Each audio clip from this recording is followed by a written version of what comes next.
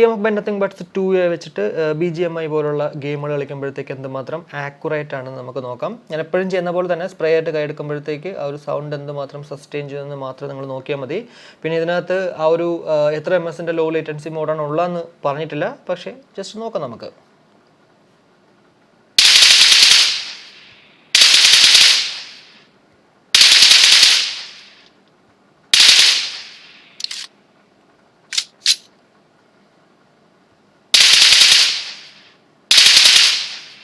Single tap നോക്കാം.